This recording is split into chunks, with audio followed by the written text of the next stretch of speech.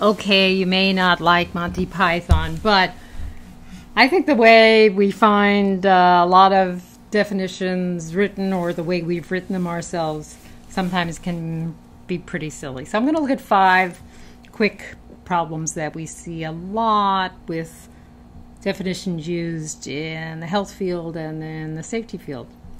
The first one are circular definitions, which is more or less saying a cell phone is a phone that uses cellular. It totally turns in on itself, and you need to know one thing in the sentence or definition to understand the other. So that's the typical example of a circular argument, and here is how it shows up in health. All of the examples I'm going to show you come from high-profile, trusted, vetted health websites available to the public, and this is the definition in first position. So, macular degeneration is the leading cause of severe vision loss in people over age 60. It occurs when the small central portion of the retina, known as the macula, deteriorates. Well, if you don't know retina, and you don't know the macular, and you don't know what it is to deteriorate, or even if you do, you're essentially saying macular degeneration is macular deterioration, and that's a circular definition. Another example, genetically modified foods, or GM foods, are foods produced from organisms that have had specific changes introduced into their DNA using the methods of genetic engineering. Okay, but if you don't know genetic engineering, then genetically modified is going to remain unknown to you as well. The next parts of these definitions you can see in light gray, but they go on to provide different, not necessarily elaborating information. So that's the first kind of problem, circular definitions.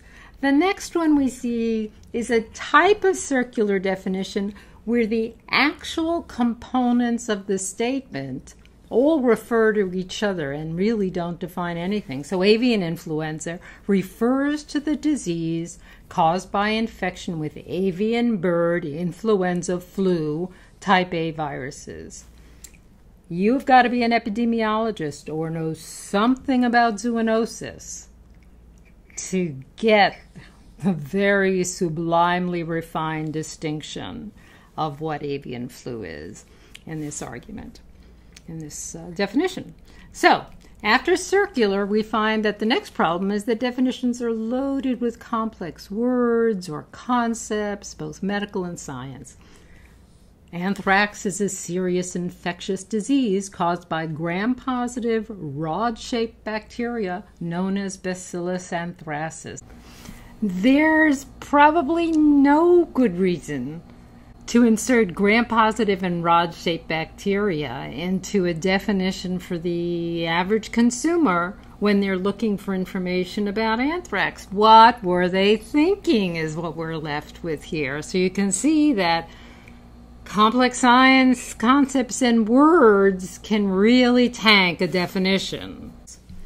The third kind of definition doesn't have necessarily complex words, but the structure of the sentence itself is very high barrier, makes it really hard to read and understand. So the term gender identity.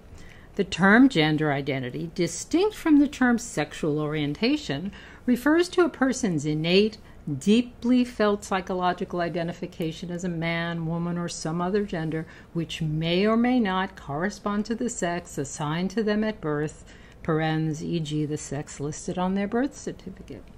All good information, but I think it's easy to see this is crammed into one long sentence that could easily be 2, if not 3 sentences. So it's a difficult definition to read or listen to. The fourth kind of problem with definitions is that each statement or partial statement in a definition relies on the next statement. So you've really got to aggregate or accumulate the information to come up with some working definition. Sexual orientation is the preferred term used when referring to an individual's physical and or emotional attraction to the same and or opposite gender.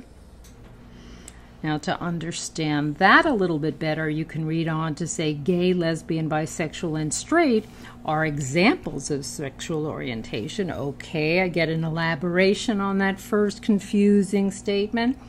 A person's sexual orientation, however, is distinct from a person's gender identity and expression. So the ante gets upped in this next statement because we're using a partial negative definition.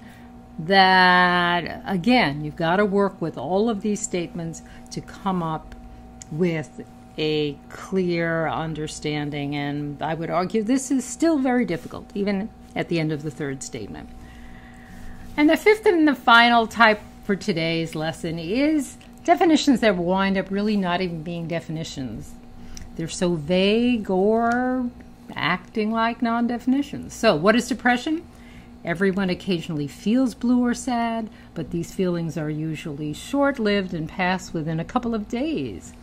When you have depression, it interferes with daily life and causes pain for both you and those who care about you. Depression is a common but serious problem. But what is depression?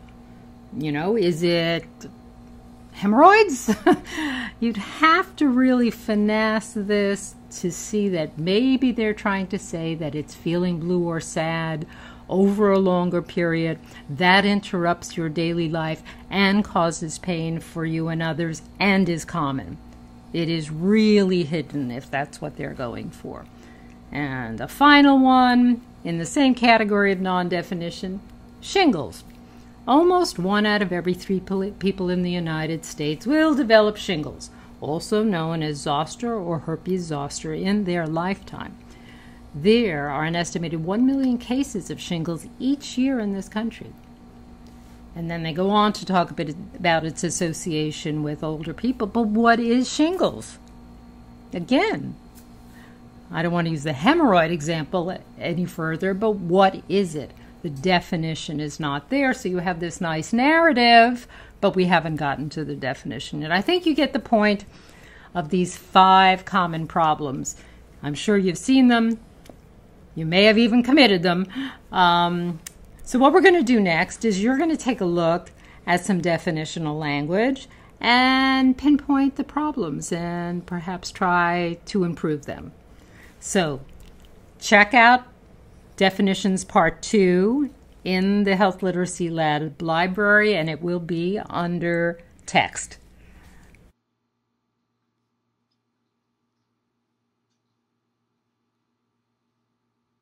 Thanks and have a good day.